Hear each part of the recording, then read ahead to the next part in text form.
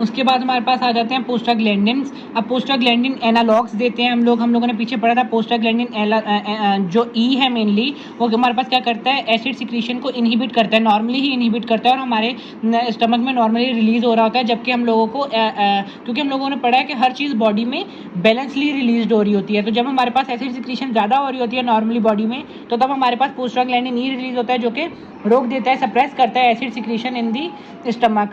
तो अगर हम लोगों के पास नॉर्मली या एबनॉर्मली हमारे पास एसिड ज़्यादा सीक्रेट हो रहा है, तो हम लोग उसको इनहिबिट करने के लिए प्रोस्टाग्लैंडिन ई के एनालॉग्स बने हुए हैं वो दे देंगे, जिसकी वजह से क्या होता है, इनहिबिट दी, जब प्रोस्टाग्लैंडिन ई क्या करता है, इनहिबिट दी एसिड सिक्रीशन और म्यूकस सिक्रेशन जो है वो ज़्यादा कर देता है, प्रोटेक्टिव मैकेनिज्म को ज़्यादा कर देता है। और क्या करता है, बाइकार्बोनेट जो है ना, उसकी इफेक्टिवनेस को भी ज़्यादा करता है, उसको भी स्टिमुलेट करता है सिक्रीशन को। उसकी बाइकार्बोनेट ज़्यादा रिलीज होगा तो एसिड तब भी हमारे पास क्या होगा, न्यूट्रलाइज हो जाएगा। तो ये इसके फ़ायदे हैं, लाइक ये प्रोटेक्टिव मैकेनिज्म्स को भी इन्हेंस करता है और गैस्ट्रिक एसिड सिक्रीशन को भी कम करता है। उसके बाद डिफिशिएंसी ऑफ प्रोस्टाग्लैंडिन माना जाता है कि अगर प्रोस्टाग्लैंडिन की कमी हो जाए तब भी हमारे पास पैथोजेनेसिस हो जाती है, किसकी, पेप्टिक अल्सर की। अभी इसका एक एनालॉग है जिसे हम लोग कहते हैं माइसोप्रोटोसोल प्रोस्टोल माइसोप्रोस्टोल। अभी हम लोग ना ये देंगे जो कि एनालॉग है प्रोस्टाग्लैंडिन E1 का, तो जो कि अप्रूव है किसकी प्रिवेंशन में, ये प्रिवेंशन में हम लोग देते हैं मेनली। किसकी प्रिवेंशन में देते हैं, एनसेड induced gastric ulcer.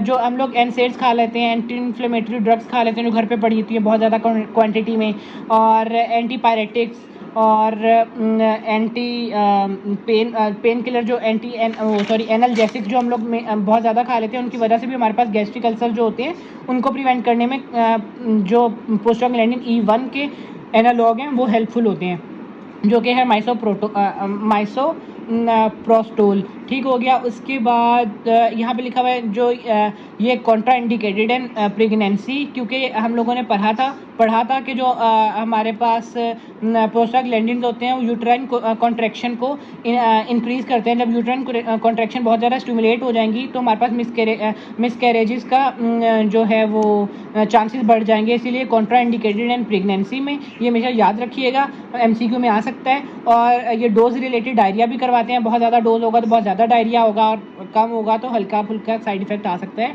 Like diarrhoea. उसके बाद हम लोग कहते हैं कि PPI are preferred agent for the prevention of NSAID induced ulcer. तो ये इतने ज़्यादा जो इसके मेनली बहुत बड़ा प्रेगनेंसी में नहीं दे सकते और डायरिया करवा देता है, छोटे मोटे जो और जो एक बड़ा है और एक छोटा जो इसका साइड इफेक्ट है, इसकी वजह से हम लोग इसके प्रीफर कौन सा करते हैं इसके लिए, एनसेड्स के लिए हम लोग इसीलिए PPIs प्रोटॉन पंप इनहिबिटर्स जो है वो प्रेफर करते हैं, ये हम लोग पीछे भी पढ़ चुके हैं। ठीक हो गया। उसके बाद हम लोग कहते हैं एंटासिड्स। अब हमारे पास जो अगली क्लास है to cure the peptic ulcer वो है एंटासिड, जो कि हम लोगों ने पढ़ा था, नॉर्मली साल्ट होते हैं और या फिर हम लोग कहते हैं कि ये बेसिस होती हैं, वीक बेसिस, जो कि न्यूट्रलाइज कर देती हैं गैस्ट्रिक एसिड को। अब antacids are weak bases that react with gastric ulcer to form water and salt to diminish the gastric acidity. वही मेरे वाली बात आ गई। और इनएक्टिव एट पीएच, अच्छा जो पेप्सिन है ना वो इनहिबिट हो जाता है, वो मेनली हमारे पास किस कंडीशन में एक्टिव होता है, एसिडिक कंडीशन में। अगर पीएच जो है वो ग्रेटर देन 4 हो जाए तो पेप्सिन की जो एक्टिविटी है वो कम हो जाती है। तो जो एंटासिड है वो also reduce the pepsin activity, ये याद रखिएगा। उसके बाद केमिस्ट्री में क्या आता है, antacids are widely in their chemical composition, acid neutralizing capacity, sodium content and palatability. ठीक हो गया। उसके बाद हम लोग कहते हैं the efficacy of the antacid depend on its capacity. अच्छा मतलब जो हमारे पास एंटासिड है हम लोगों ने खाया है, उसकी जो हमारे पास एफिकेसी है वो कितना ज़्यादा एसिड को न्यूट्रलाइज कर सकता है, कितना अच्छा है हमारे लिए, वो किस पे डिपेंड करता है, उसकी कैपेसिटी कि वो कितना ज़्यादा मतलब थोड़ा सा इतना सा एंटासिड खाया है तो वो कितने ज़्यादा एसिड को न्यूट्रलाइज कर सकता है, इस चीज़ पे उसकी कैपेसिटी डिपेंड करती है, उसकी एफिकेसी डिपेंड करती है। और दूसरी कि हमारे पास जो स्टमक है वो फुल है या एम्प्टी है। हमारे पास फुल स्टमक में जो इसका मैकेनिज्म ऑफ एक्शन है वो डिले हो जाता है और एम्प्टी में थोड़ा फास्ट होता है। Food delays the stomach emptying, allow more time to antacid to react with prolonging the duration of action. अगर हम लोग मना खाना बहुत ज़्यादा खाया हुआ है तो हम लोगों का जो स्टमक एम्पटिंग है वो डिले हो जाता है, जिसकी वजह से इसको बहुत ज़्यादा टाइम मिल जाता है अपना एक्शन करने के लिए, तो ड्यूरेशन ऑफ एक्शन इसका बढ़ जाता है। और जो कॉमनली यूज़ एंटासिड है वो है एल्यूमिनियम एंड मैग्नीशियम हाइड्रोक्साइड। अब जो एल्यूमिनियम एंड मैग्नीशियम हाइड्रोक्साइड को जो कॉम्बिनेशन में दिया जाता है, इसका भी एक रीज़न है जो कि आगे हम लोग पढ़ते हैं कि, और हम लोग कैल्शियम कार्बोनेट देते हैं और उसके बाद हम लोग सोडियम बाइकार्बोनेट देते हैं। मेनली हम लोग जो है ना calcium carbonate react with HCl to form carbon dioxide and CaCl2। अब जो सिस्टम में और ना जो हमारे पास मेनली सोडियम बाइकार्बोनेट बहुत कम देते हैं, क्योंकि ये सिस्टम में हमारे ना GI से एब्जॉर्ब होकर सिस्टमिक इसके इफेक्ट्स बहुत ज़्यादा आ रहे होते हैं, तो जो कि एल्कलोसिस करवा देते हैं हमारे ब्लड में, क्योंकि ये हमारे पास बेस है तो ये एल्कलोसिस करवाएगा। तो अगर ये हमारे पास एब्जॉर्ब हो जाए तो ये मेनली सोडियम बाइकार्बोनेट एल्कलोसिस की तरफ पेशेंट को ले जाता है, इसीलिए हम लोग सोडियम बाइकार्बोनेट बहुत ज़्यादा नहीं यूज़ करते। ठीक है, इसके थेरेपेटिक यूजेस क्या है? Antacids used as symptomatic relief. Like देखो, आपको एसिडिटी हो रही है, एंटासिड्स खा लिए, लेकिन वो सिर्फ न्यूट्रलाइज कर रहे हैं, उन्होंने सिर्फ आपकी वो सिम्टम रिलीज़ कर दी। अगर आप दोबारा कोई खाना खाओगे तो दोबारा लाइक किसी एंजाइम को इनहिबिट नहीं किया, कोई सिक्रीशन को इनहिबिट नहीं किया, दोबारा खाना खाओगे दोबारा एसिड ज़्यादा सिक्रीट हो जाएगा, तो उसको नहीं रोकेंगे। ये सिर्फ आपको सिम्टम रिलीज़ कर रहे हैं आपकी एसिडिटी की। तो मेनली ये सिम्टोमेटिक रिलीफ करते हैं पेप्टिक अल्सर डिजीज़ में, हार्टबर्न में, GERD में। तो शुड बी एडमिनिस्टर आफ्टर, अच्छा जो हम लोगों ने PPIs पढ़े थे प्रोटॉन इनहिबिटर, वो 30 मिनट्स या हाफ एन आवर बिफोर लेते थे हम लोग मील। लेकिन ये क्या करते हैं, अगर हम लोगों ने इसकी अच्छी इसका वो एफिकेसी लेनी है तो उसके लिए हम लोग क्या करेंगे, इसको एडमिनिस्टर करेंगे after meal for maximum effectiveness. ठीक हो गया। और जो कैल्शियम कार्बोनेट है वो ना हमारे पास कैल्शियम कार्बोनेट्स की जो हम लोग प्रिपरेशन इसकी लेते हैं, वो हमारे पास कैल्शियम सप्लीमेंट्स के तौर पे भी यूज़ किए जाते हैं for to prevention of osteoporosis. Osteoporosis क्या है?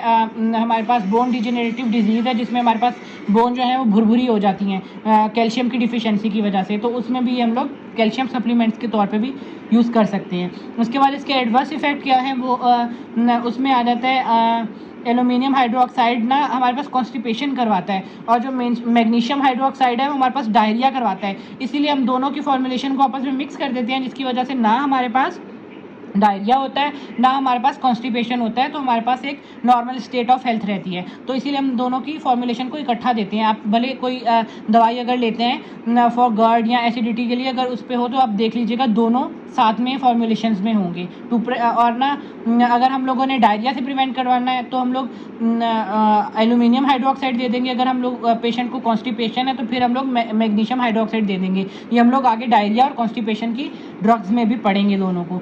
उसके बाद एब्जॉर्प्शन, ये जो है ना कैटाइन की जो एब्जॉर्प्शन है उनको भी वो कर देते हैं, प्रॉब्लम कर देते हैं, क्योंकि रीनल जैसे कि हम लोगों ने मैग्नीशियम, एल्यूमिनियम और कैल्शियम लिए हैं, तो अगर वो एब्जॉर्ब हो जाएंगे तो वो जिनमें रीनल फंक्शन पहले ही डाउन है, पहले ही उनको किडनी का मसला है, तो उनमें से सही से एक्सक्रिएट नहीं हो पाएंगे, तो उनमें ये जमा हो सकते हैं ये आइंस। हाइपर मैग्नीसीमिया हो सकता है, एल्यूमिनियम ज़्यादा हो सकता है, हाइपर कैल्सीमिया हो सकता है, तो एक्यूमुलेशन और एडवर्स इफेक्ट हो जाते हैं जिनमें रीनल इम्पेयरमेंट हो। ठीक हो गया।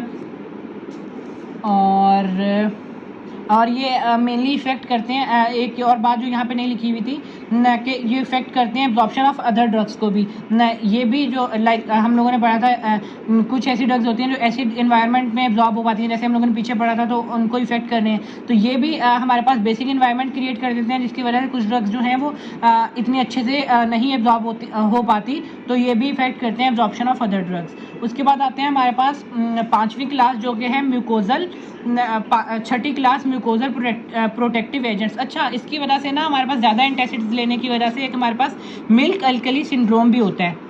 अच्छा जी, मिल्क अल्कली सिंड्रोम क्या है? उसमें hyper calcaemia caused by repeated injection of calcium and absorbable alkali. जब हम लोग ज़्यादा कैल्शियम जैसे हाइड्रोक्साइड ले रहे हैं या सोडियम हाइड्रोक्साइड ले रहे हैं, ज़्यादा मिल्क ले रहे हैं, तो उसकी वजह से क्या होगा, हमारे पास ना ज़्यादा एब्जॉर्ब हो जाएगा जिसकी वजह से हम लोगों ने जैसे पीछे नीचे भी पढ़ा था कि हम लोगों को वो अल्कलोसिस हो जाती है। तो ये उसी के बारे में कि हम लोगों को मिल्क एल्कली सिंड्रोम हो जाता है इन ड्रग्स की एंटासिड्स की वजह से।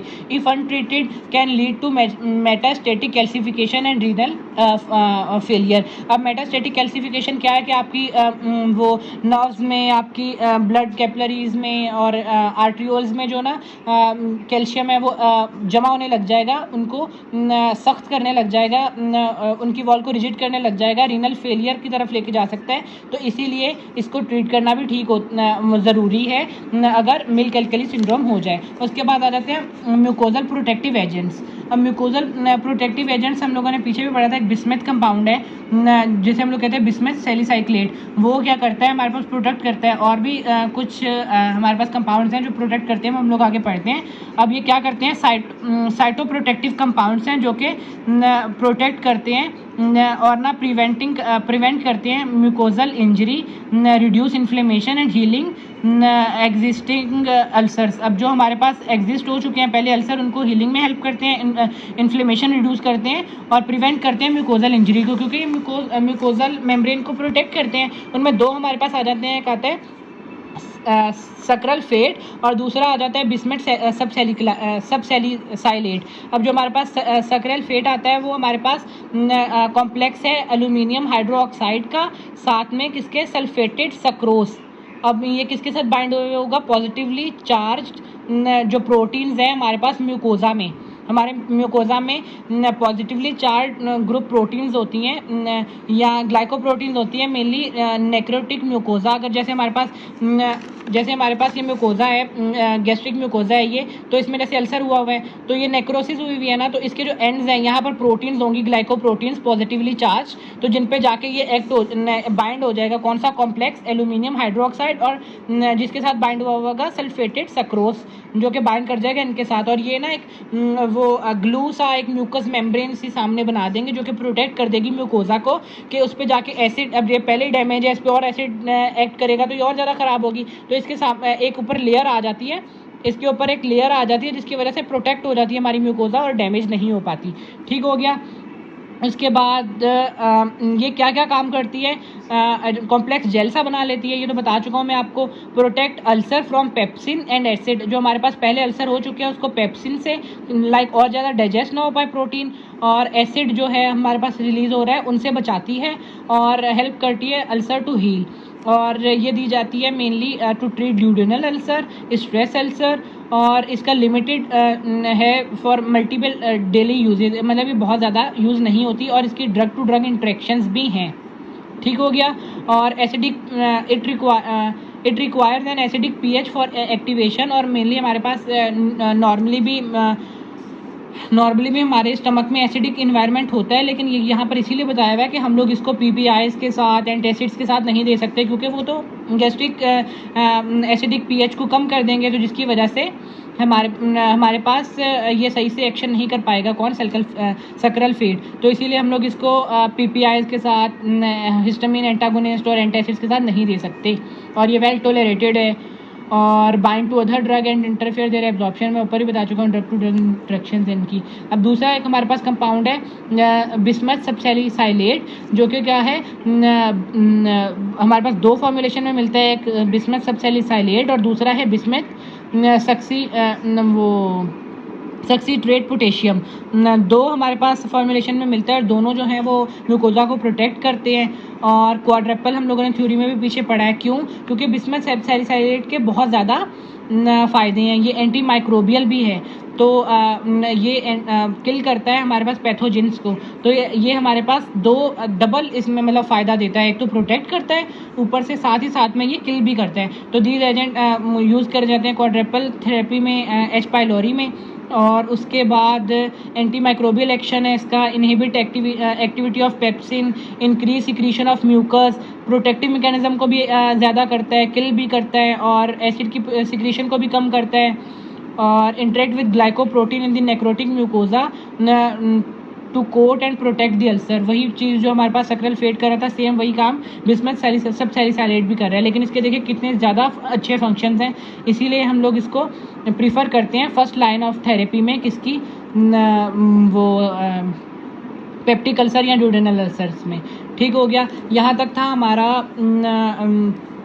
टॉपिक पेप्टिक अल्सर या गर्ड। तो होप सो कि आप लोगों को बहुत अच्छा समझ आया होगा। जो चीज़ भी आप लोगों को क्यूरी है वो आप लोग क्वेश्चन में पूछ सकते हैं। तो अल्लाह हाफिज़। ये हमारे पास जो है मेनली दिया हुआ है, इसका पूरा एक चार्ट फॉर्म में anti microbial agents, histamine receptor blocker, proton pump inhibitors, prostaglandin, anti muscarinic में आपको बताया या नहीं बताया, लाइक मैंने आपको बताया था ना कि वो भी इनहिबिट करेगा, तो उसकी भी एक ड्रग दी हुई है, यहाँ पर डिफाइन नहीं किया हुआ अलग से, वो है डाइसाइक्लोमीन। ये जो है ये भी क्या करेगी, इनहिबिट करेगी सिक्रीशन ऑफ HCl को। और antacids and mucosal protective agents हैं, ये सारे मिलके क्या करेंगे, हील करेंगे किसको, और प्रिवेंट करेंगे, हील करेंगे किसको, पेप्टिक अल्सर डिजीज़ को और गर्ड को। ठीक हो गया, तो दुआओं में याद। अल्लाह हाफिज़।